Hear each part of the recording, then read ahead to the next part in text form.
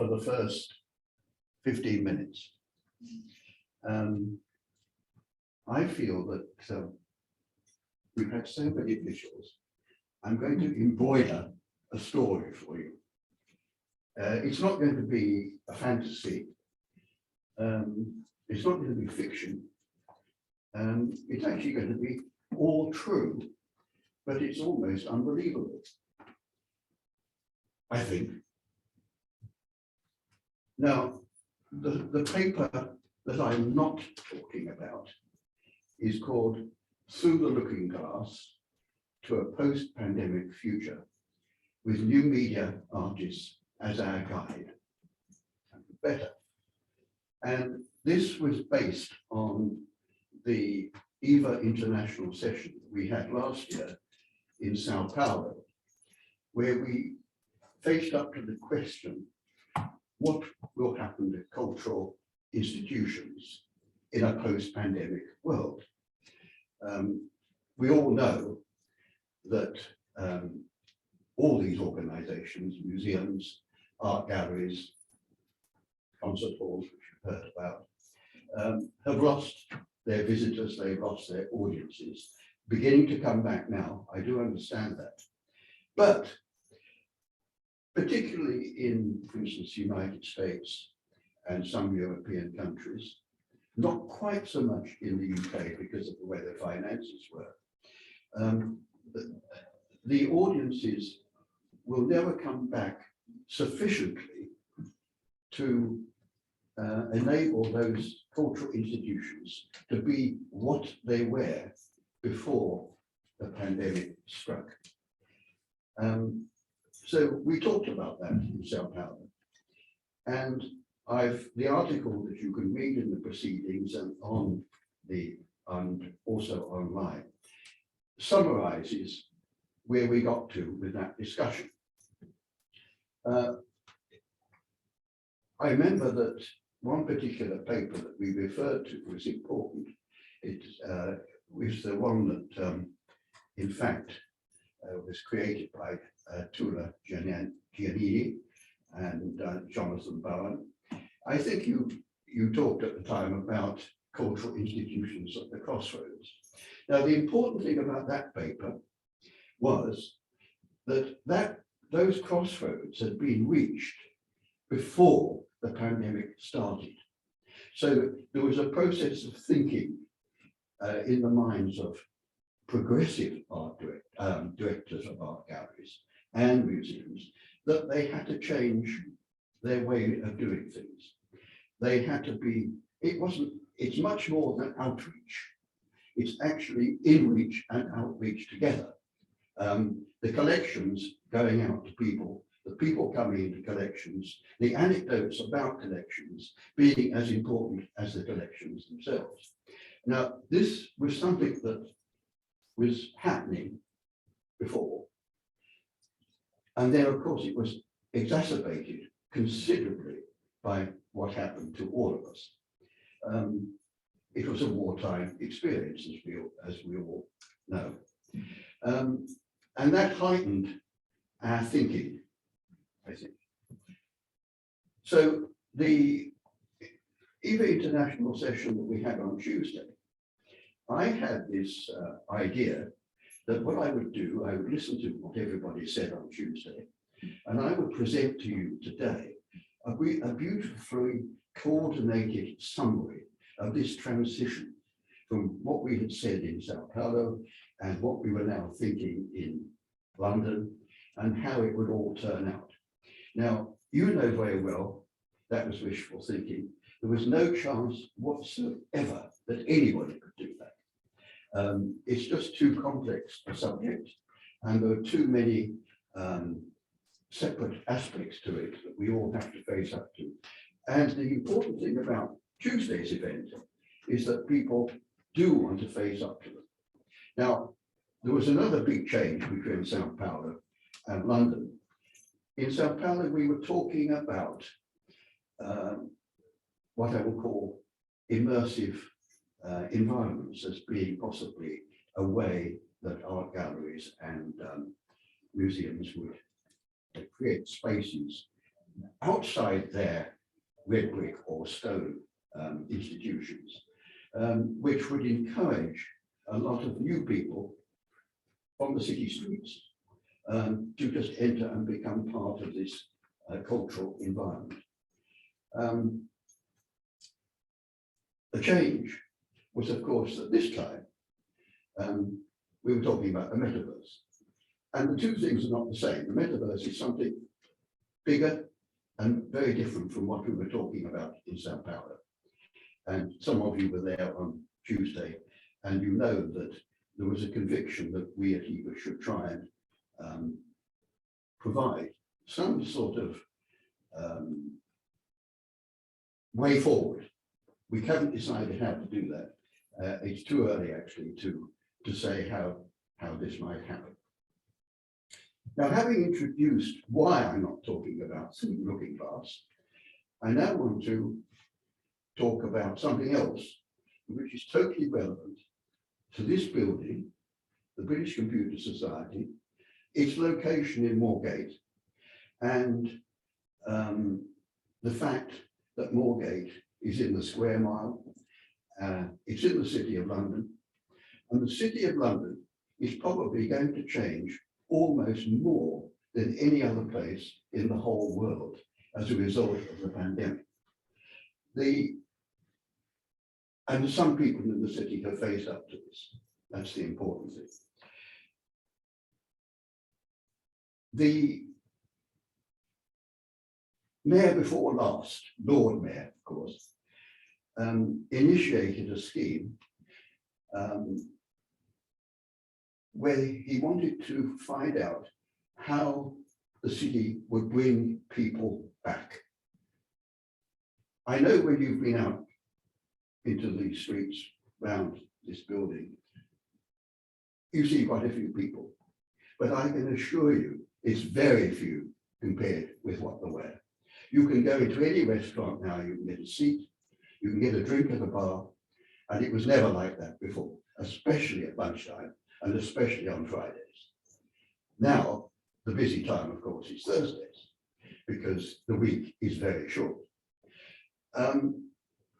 And this will stay with us.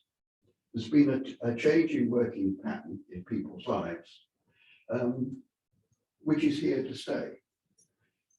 And it's probably a good thing, not a bad thing. So go back to this initiative that was taken by our Lord Mayor, one before, the last one.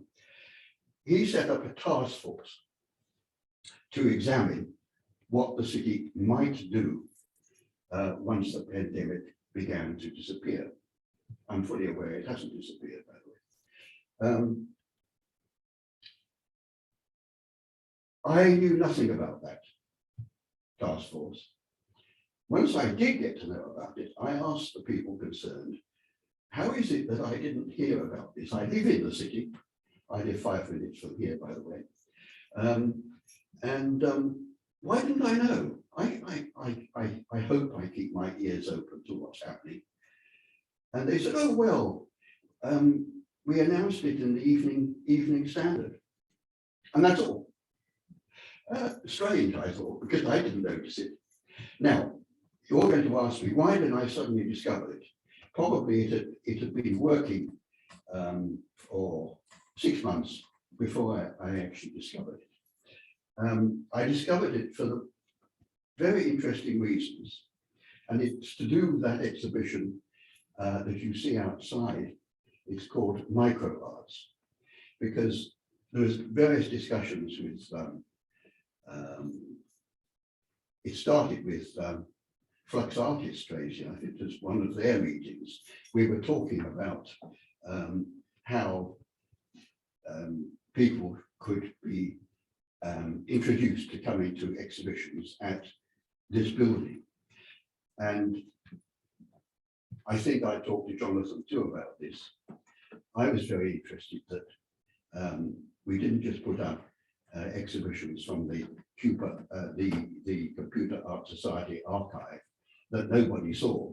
I was very interested that we put them up and visitors came. And so that was the starting point for me finding out what was happening in the city. A very small micro starting point, you would call that.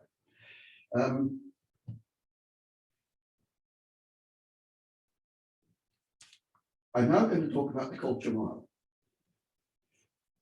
This part of the city, Moorgate, to as far as Smithfield, where the Museum of London will move in 2024, is known as the Culture Mile. This building, where BCS is just at the Moorgate end. And when I first talked to the person who runs the Culture Mile, she said, well, you're not actually in it, but I can assure you we're so close, it doesn't matter. And jumping ahead of it, when this person did visit with Sean Clark and I invited her here, one of those people who is so busy, they calculate their days in minutes and not in hours or anything like that. But we actually got her around here.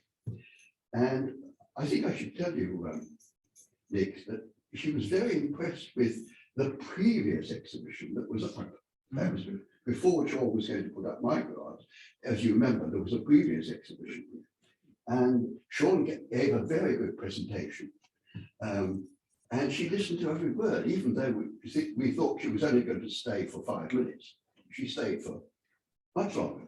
So we were having some success here. Now, that meeting was the result of me becoming aware too late that this task force was sitting, but not too late for me to see the first preliminary results of their findings. And I was really intrigued by them, and I was incredibly impressed by them because they were supremely ambitious. It was called the Culture and Commerce Task Force. The city is commerce. It's not known for culture in the usual sense of the word. This committee had come to the conclusion that because 2/3 of the office space in the future would not be used for that purpose, it would have to be repurposed for something, that they thought it should be repurposed for cultural uses. And that is a huge amount of space, as I think you will appreciate. It takes some time. By the way, some buildings are I'm talking now as an architect, some buildings are very flexible and those changes can be accommodated easily. Others are extremely difficult. And the city has both types. But the city is lucky in that it's always rebuilding itself. And since 1985, which isn't all that long ago, the city has almost totally rebuilt itself. All the famous buildings that I could mention to you, that like my favorite one, which is the cheese grater, they're all well past 85. They started in 95, I think, and so on. And in other words, structures in the city are reversible because they're comparatively new. So there's a huge opportunity for change. Now, the task force came up with this idea that it would now be a world center, not just for commerce, but for culture. But they didn't define how. In fact, I don't think they knew how. It was just an ambition. So I caught this thinking when it had already established itself, and I could examine that report online, at a point where I could see that it was hugely ambitious and something that I certainly totally agreed with. But it was lacking a real understanding of how on earth you could translate that ambition to reality. So, with Brian Runciman's help, who is from BCS, as you know, in Swindon, responsible for the New Thinking's BCS, and Sean Clark, who was my right hand or left hand, I'm not quite certain which, in this ambition, because he, after all, was responsible for the new micro art exhibition. I didn't send a little email to the person who ran Culture Mile.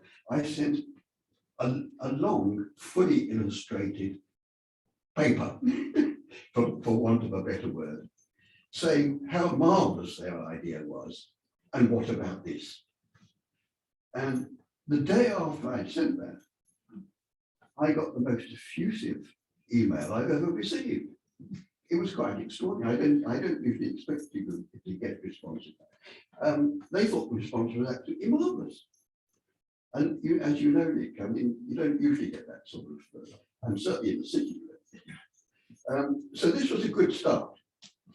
Now, since then, you know, things move slowly in the end. All that's good. Let me paint the other picture now. The details of the Culture Mile. It's full of very eminent organisations. First of all, let me name the ones that come quickly to mind. London Symphony Orchestra, Guildhall School of Music and Drama, Barbican Centre, Museum of London, and so on. Although those are the main ones, I think. Now, that's a good start to any cultural environment, I think. And I think what we wanted to do was to say, well, you're missing out something which is actually very important and of the future. And that is, and yet we have to decide what words to use. Is it computer art? Is it digital art? Is it new media art? And so on. And so the micro art exhibition that you now see up, very tiny exhibition, we all know that, is hopefully the beginning of something much bigger. Now, all these exhibitions that I think could happen in the future, it's only a could, it's not a definite, I hasten to add, wouldn't happen just in BCS, because there's going to be, remember, there's all this spare space in the city. So there are new ventures that can be created in these spaces, which I think could be one of the ways in which the city announces its new cultural future. And it's only one of many ways.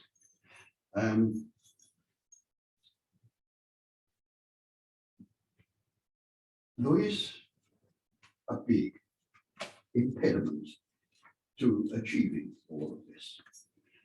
And it's called the City of London Property Investment Board. Now, they're the ones that, they're commercial. They're certainly not cultural. Although they probably know a good building when they see one. They think that, well, first of all, they don't recognize the findings of the Culture and Commerce Task Force. They don't recognize the findings of that committee as being valid at all. They think that eventually all the office space will get filled again. Not only that, they're intent on building vast new amounts of offices, which to people like me is very strange indeed, and I don't understand it. And I'll tell you the next bit. Now, you may remember a few years ago when George Osborne was Chancellor of the Exchequer, that he listened to Simon Mattel when the conductor of the LSO said to him, "We need a better hall than the Barbican. We need a bigger one. We need one where I can have a chorus of 500 people, and I want to be able to perform Mahler's Symphony of 1,000. And I can't do it in the Barbican Hall as it is." Those are, you can imagine Michael saying things like that. He was playing games with the Chancellor, to be honest. And the Chancellor said, because the Chancellor was feeling very, well, I won't say he was feeling rich, but I mean he was feeling generous. He said, "Okay, Simon, we'll do it." And the site for the new Centre for Music was in fact London Wall West, which is adjacent to the Barbican, which is, of course, in the Culture Mile. Now, only last year, Simon Michael said, "Well, I'm leaving the LSO. I'm going to live in Munich. I'm going to continue conducting the LSO. First of all, I'm completing my contract, which probably is till 2024. Then I'm going to live in Munich, but I'll still be coming back." But that was enough for the city to change its mind. It said, "We're not going to build the new Centre for Music," which, as it happens, would have been exactly adjacent to where I live in the Barbican. And I had had a word with the architects. This is a bit of fiction. I had a word with the architects, and the idea was that for my sixth floor route in Mountjoy House, I was going to organise a special gangway that went to the an upper level within this new hall. I got that all. I phoned New York. I got that all fixed, but all that went for nothing because of the city changing its mind. Now that means there's another very interesting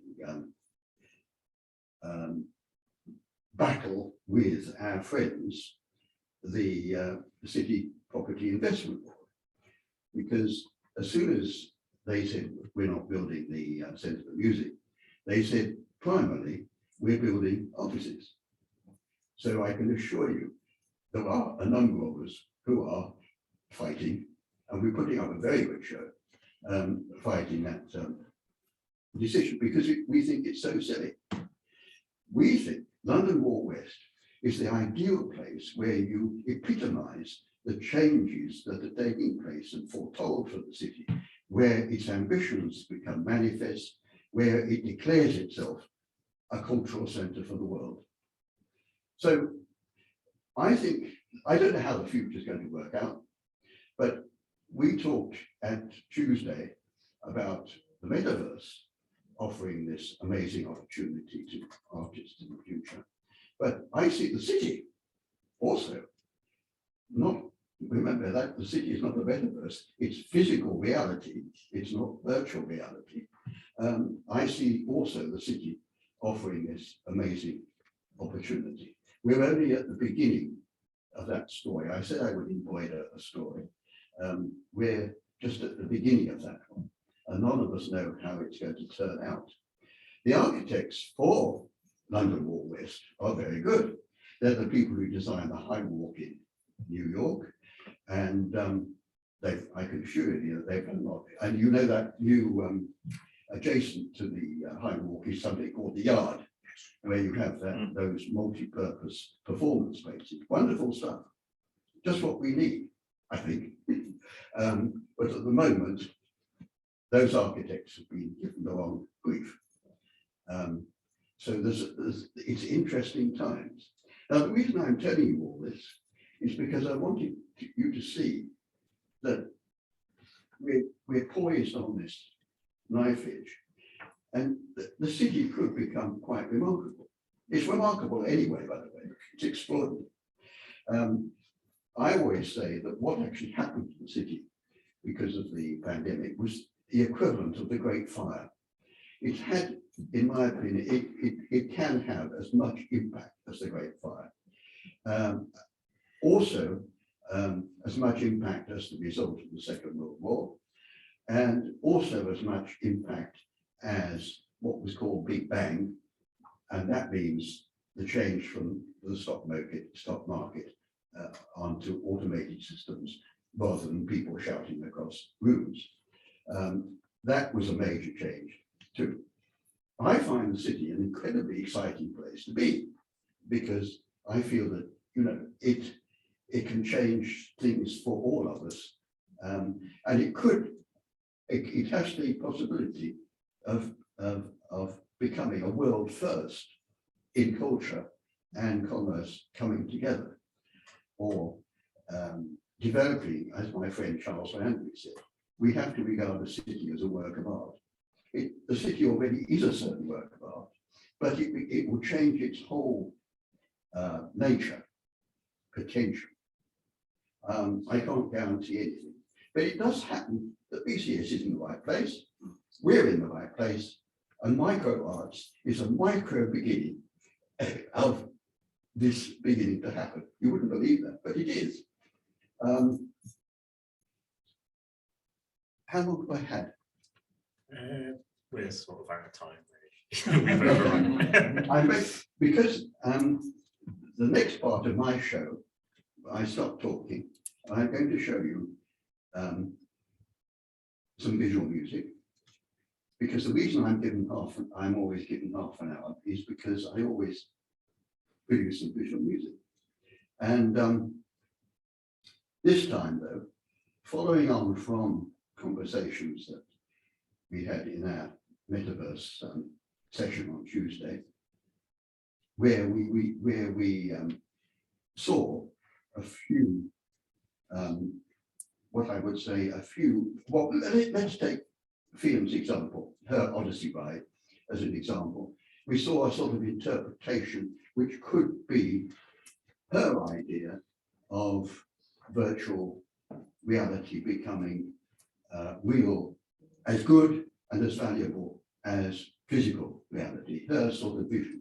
Now, I find I've created, in the middle of the pandemic, something which is a little bit equivalent of what I think I would want to see in the metaverse.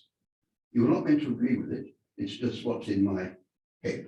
So that's going to be the next part of this talk. But I cannot, if you've got any questions before we do that, please ask. Okay.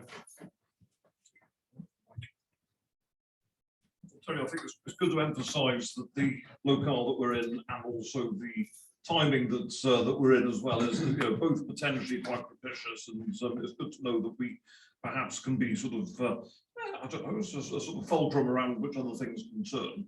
Before as you may know, as you probably do know, that before the pandemic we were involved in some discussions with the Barbican, and also London Tech Week. And that some of those things were poised to happen in 2020, and of course never flew because of events. But it seems that might be a good time as well to bring some of them back into this sort of mix as well. But like you, I am slightly perturbed by some of the sort of recent decisions, especially of course about the former Museum of London site. And I know that there's a current sort of that is the new London West site, which I'm talking about. That is the same. That Okay, is the I understand. site. Yeah.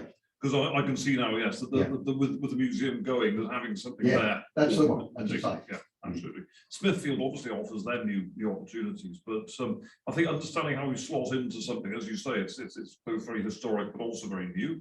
It's something that sort of adapts and changes quite rapidly to new things. And I was, you know, obviously coming out of the tube station and seeing all the building that's going on just opposite Moorgate. There's things there that I hadn't seen before, and obviously haven't been in this neck of the woods for a few years.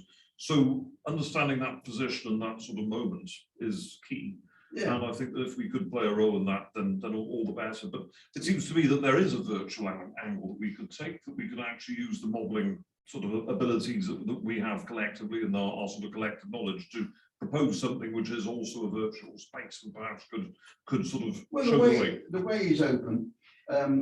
Sean Bird, who was the previous director of the cultural, she's gone to the Wellcome Trust. Well, she's going there in a few days. But I now know the person who's taken over, so it is a consistent. We're still in touch, and he's very interested in us, which is the main point. Sorry, can I just challenge you on, I never said that my digital world was a replacement for or better than or as good as the real world. No, but I know, but I think you're wrong, because I actually think the future is blended.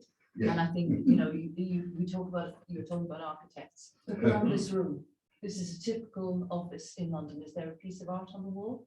No, because there's no hanging system in place. And I think before we start sort of proposing virtual spaces and all the rest of it, let's be inclusive, I think, about what art is. It's not just virtual.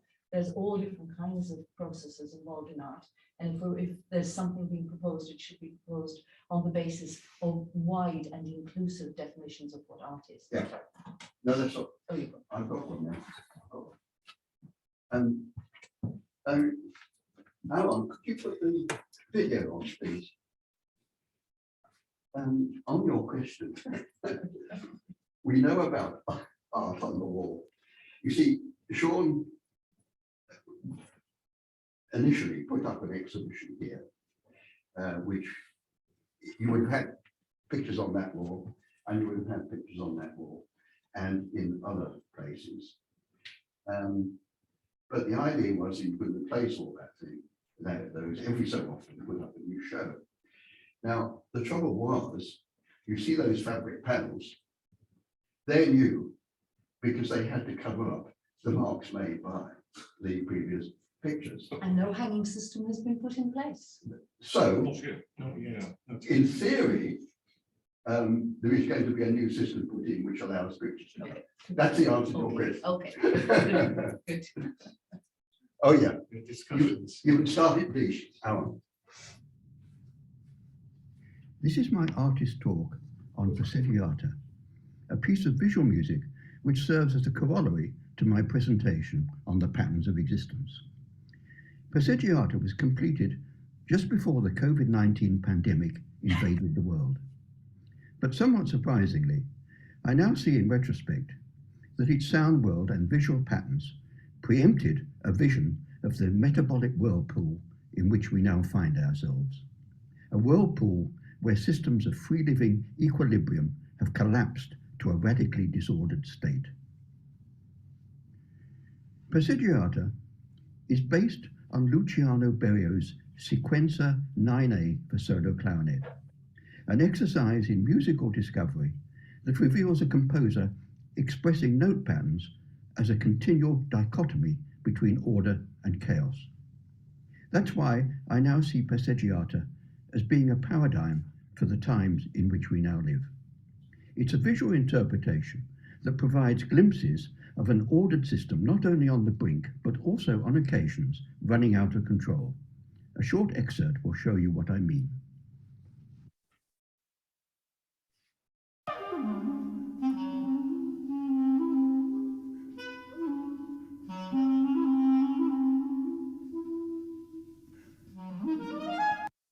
You saw there just one of a series of patterns given free rein in matching Berio's moments of musical abandon, when he weaves fast and furious note patterns that collapse the piece at intervals into a chaotic state. But there are other more relaxed moments depicted by slightly out of focus and dreamlike imagery that provide hints of an otherworldly passeggiata in and around a mountain village in Liguria, a landscape familiar to Berio because this was the province in Italy where he was born and lived.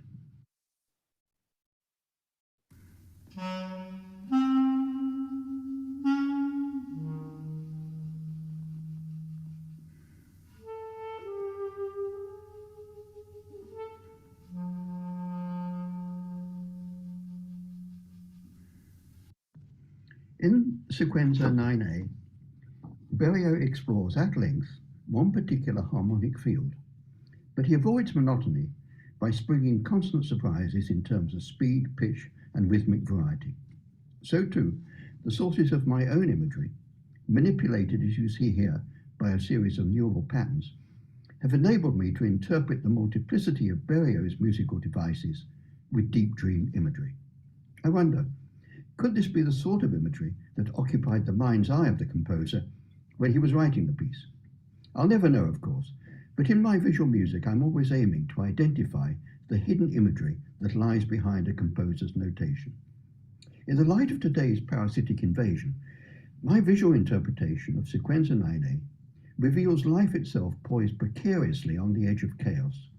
It's through the medium of visual music that I find myself searching for ways of restoring life to a natural state somewhere nearer the order we remember, although inevitably still finely balanced on the brink, as I'll now demonstrate.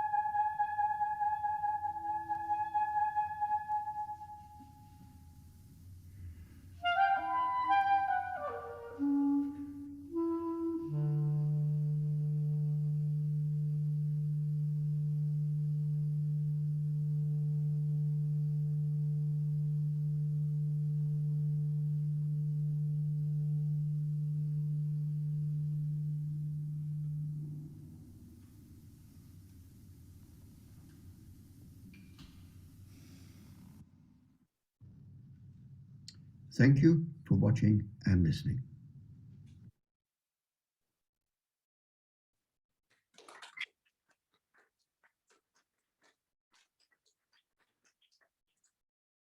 Hey, thanks. So we have overrun slightly, but yeah, really stimulating